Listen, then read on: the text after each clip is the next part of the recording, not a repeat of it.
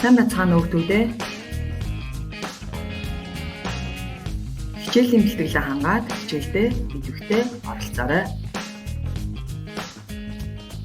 Бид өнөөдрийн хичээлээр дотоодын нийт бүтээгдэхүүний тухай авч үзэж судлах болно. Гэхдээ нэрлсэн ба бодит дотоодын нийт бүтээгдэхүүний ялгаа, онцлогийг таниа мэдэх, нэг хүнд ногдох дотоодын нийт бүтээгдэхүүнийг тооцоолох аргачлал эзэмших чадвартай болно. Хүүхдүүдээ дотоодын нийт бүтээгдэхүүн гэж юу вэ? Хэрэгцүүлэн бодоорой.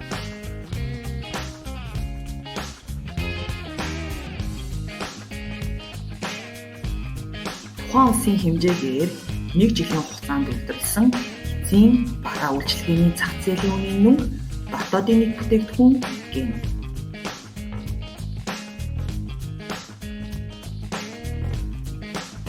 Тэгэхээр дотоодын нийт бүтээгдэхүүн юу ойлгох вэ гэхээр нэг улсын хэмжээгээр нутаг дэвсгэр дотор үйлдвэрлэсэн. Хоёрдугаар нэг жилийн хугацаанд үйлдвэрлэсэн. Гуравдугаар эцсийн бараа үйлчилгээний дөрөв зах зээлийн үнийн дүн. Тэгэхээр бүгдээрээ хамтдаа дотоодын нийт бүтээгдэхүүнийг тодорхойлох дээрх дөрвөн ойлголт төслүүдийг мэдцгээе. Улсын хэмжээгээр гэдэг нь хэний эзэмшил байгаагаас үл хамааран манай улсын ч бай, гадаад иргэний гэж хараалгүйгээр тухайн улсын нутаг дэвсгэр дээр үйлдвэрлэсэн баялагын хэмжээ дотоодын нийт бүтээгдэхүүнд тооцогдно гэсэн санааг илэрхийлнэ. Нэг жилийн хугацаанд үйлдвэрлэсэн гэдэг нь дотоодын нийт бүтээгдэхүүний хэмжээг нэг жилийн хугацаанд тооцдог бөгөөд тухайн жилд үйлдвэрлэсэн баялаг нь тэр жилийнхээ дотоодын нийт бүтээгдэхүүнд тооцогдно гэсэн санаа юм. Эцсийн бараа үйлчилгээ. Ихэнх бүтээгдэхүүн эцсийн буюу бэлэн бүтээгдэхүүн болж зах зээлд гартлаа үйлдвэрийн хэд хэдэн шат амжилтыг дамждаг. Тэгэхээр эцсийн хэрэглээнд зориулан худалдан авч буй бараа үйлчилгээг дотоодын нийт бүтээгдэхүүнд тооцдог. Зах зээлийн үнийн мөнгө гэдэг нь дотоодын нийт бүтээгдэхүүнд улсын хэмжээний нийт үйлдвэрлэх үйлчилгээ багтах бөгөөд тэргээрийг зах зээлийн үнийн мөнгө ашиглан нэгтгэх боломжтой юм.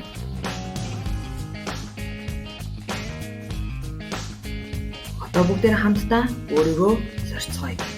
Нэг тухайн жилд үйлдвэрлэсэн талхны үн дотоодын нийт бүтээгдэхүүнд тооцогдох уу?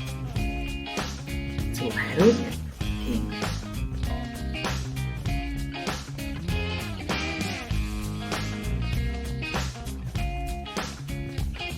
Хоёр, эцсийн хэрэглээнд зориулагдаагүй бараа үйлчилгээний үн дотоодын нийт бүтээгдэхүүнд тооцогдох уу? Зөв хариулт үгүй.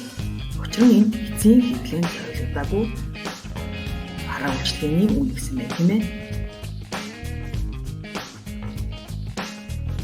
3.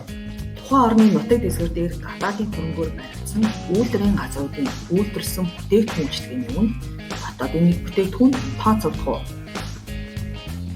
Зөв хариулт тийм.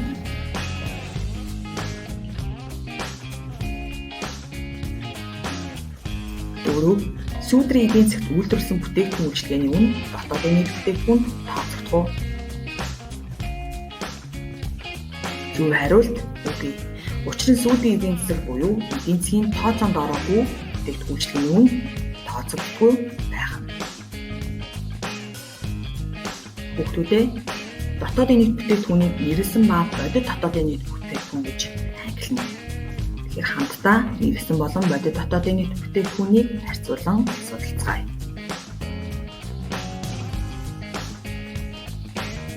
Нэрлсэн дотоодын нийт бүтээгдэхүүн гэдэг нь тухайн жилд тус улсын нутаг дэвсгэр дээр үйлдвэрлэсэн бүтээгдэхүүн үйлчилгээний өртгийг тайлан тооны үнээр илэрхийлсэнийг хэлдэг. Тайлан тоон гэдэг нь тухайн судалгааг хийж буй тухайн жилийг хэлнэ. Харин бодит дотоодын нийт бүтээгдэхүүн гэдэг нь тухайн жилд тус улсын нутаг дэвсгэр дээр үйлдвэрлэгдсэн бүтээгдэхүүн үйлчилгээний өртгийг суур оны үнээр илэрхийлсэнийг хэлдэг. Жишээ нь энэ оны судалгааг өнгөрсөн түүний өмнөх оны судалгаатай харьцуулсан судалгаа гэж ойлгож болно. дотоодын нийт бүтээгдэхүүний хэмжээг янз бүрийн онуудад тогтмол үнээр тооцож харьцуулдаг. Үүнтэй холбогдсон дотоодын нийт бүтээгдэхүүнийг өнөөгийн үнээр тооцныг нэрсэн дотоодын нийт бүтээгдэхүүн. Харин тогтмол үнээр тооцныг бодит дотоодын нийт бүтээгдэхүүн гэж нэрлэнэ. Бодит дотоодын нийт бүтээгдэхүүнийг тодорхойлохдоо тухайн жилийн бүтээгдэхүүн үйлчлэгээний үнийн түвшний ерөнхий өсөлт буюу инфляцийн түвшинд харьцуулж тодорхойлно. За хүүхдүүд та бүхэн маань багшийнхаа хэлэлцэнд өгсөн томьёог анхааралтай ажиглаарай. Эдийн засгийн өсөлтийг хоёр аргаар хэмждэг. Нэгдүгээр бодит дотоодын нийт бүтээгдэхүүний өсөлт. Энэ нь тухайн улсын эдийн засгийн чадварыг харуулдаг. Хоёрдугаар нэг хүнд ногдох дотоодын нийт бүтээгдэхүүний өсөлт. Энэ нь тухайн улсын иргэдийн амьдралын түвшинг харуулдаг. Нэг хүнд ногдох дотоодын нийт бүтээгдэхүүний бодит хэмжээг тодорхойлж дараах хүснэгтийг үнэлнэ.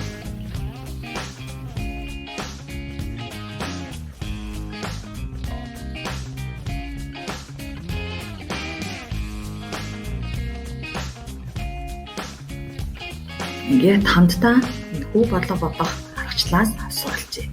Тэгэхээр нэг хүнд ногдох бодит дотоодын нийт бүтээгдэхүүний хэмжээ болохдоо нийт бодит дотоодын нийт бүтээгдэхүүнийг хамын тоонд нь харьцуулж болдог байгаа.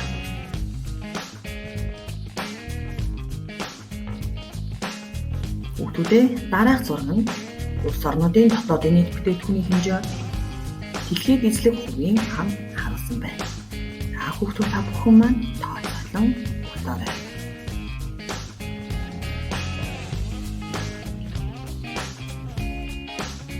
Ингээд хамтдаа дэлхийн эдийн засгийн 67.5%-ийг дангаараа бүрдүүлж буй 10 улстай танилццгаая. За энэ хүүхснэгтээс харахад нэгдүгээр Америк нэгдсэн улс 24.4%, хоёрдугаар Хятад 15.4% гэх мэтчлэн дэлхийн дотоодын нийт бүтээгдэхүүний хэмжээнд хамгийн их хувийг эзэлж байна.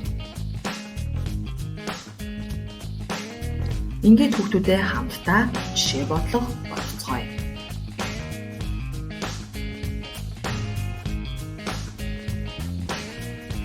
Дараах хүснэгтэн мэдээллийг ашиглан 2016 оны хүнд ногдох дотоодын нийт бүтээгдэхүүнийг тооцоолоорой.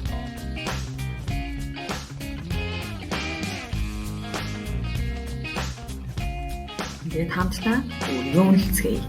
За нэг хүнд ногдох дотоодын нийт бүтээгдэхүүний хэмжээ болохдоо нийт дотоодын нийт бүтээгдэхүүний хэмжээг хамгийн тоонд нь харьцуулж болдог байгаа. Тэгэхээр зөв хариулт нь хэд ах нь вэ? 7.7 сая төгрөг. Хоёрдугаар 2019 оны нэрсэн дотоодын нийт бүтээгдэхүүнийг тооцоолоорой. За тооцоолохдоо хэлэлцэнд өгсөн өгүүлбэрийг ашиглах нь байна.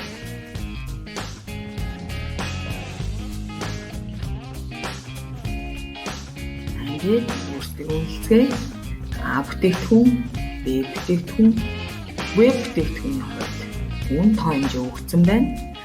Хооронд нүүрсүүлээд нийлбэрийг гаргахаар дотоодын нийт бүтээгдэхүүний хэмжээ харагдаж байна. Ингээд бид өнөөдрийн хичээлээр дотоодын нийт бүтээгдэхүүн гэж юу болох?